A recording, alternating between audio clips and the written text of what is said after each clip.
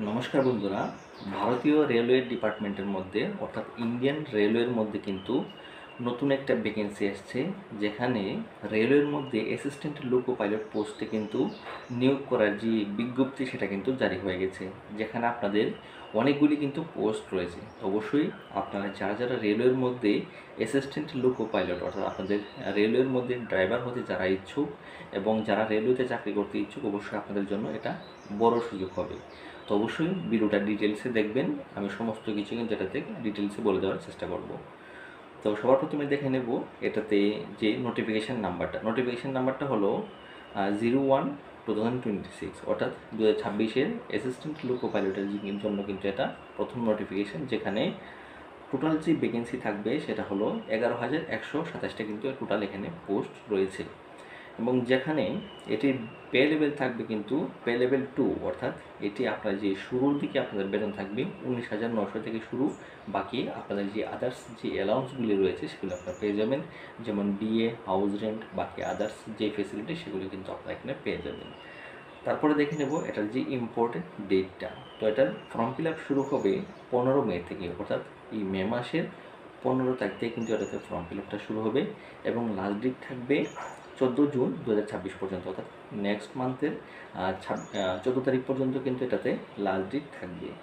আর এটার যে যোগ্যতা, তো অবশ্যই বয়স আপনাদের হতে হবে 18 থেকে 30 বছরের মধ্যে, অর্থাৎ 1 জুলাই 2026 তারিখ অনুযায়ী আপনার বয়স হতে হবে 18 থেকে 30 বছর পর্যন্ত। আর বাকি আপনার বয়সের যে ছাড়টা রয়েছে সেটা কিন্তু আপনারা অবশ্যই পেয়ে যাবেন। আর এটা যে শিক্ষাগত যোগ্যতা, তো এই পদের জন্য বিস্তারিত শিক্ষাগত যোগ্যতা এবং মেডিকেল স্ট্যান্ডার্ড কী কী থাকতে হবে সেটা সম্পর্কে কিন্তু শীঘ্রই আরেকটি ডিটেলসে নোটিফিকেশান কিন্তু জারি হবে খুব শীঘ্রই।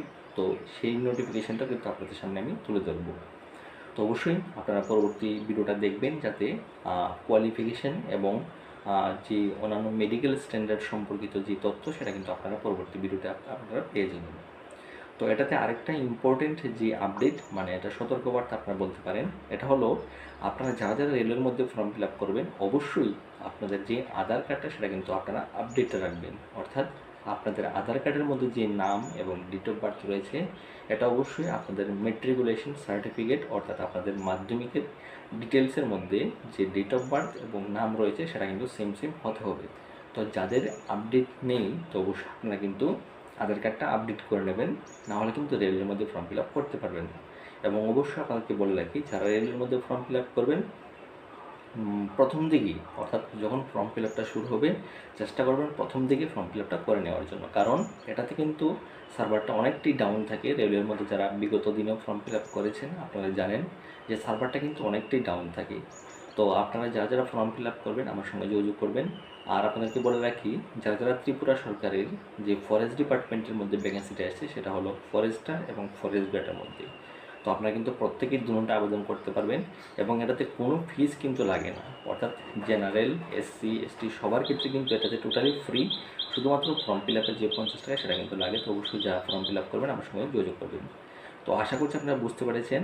আর এই রেলওয়ের মধ্যে যে অ্যাসিস্ট্যান্ট লোক পাইলটের যে ভ্যাকেন্সিটা এসেছে, এটা সম্পর্কে ডিটেলসে এটার যে এলিজিবিলিটি ক্রাইটেরিয়া এবং মেডিকেল স্ট্যান্ডার্ড কী কী থাকবে সেটা সম্পর্কে কিন্তু ডিটেলসে আরেকটা ভিডিও আমি তুলে ধরবো আপনাদের সামনে। তো অবশ্যই ভিডিওটা আপনারা দেখবেন।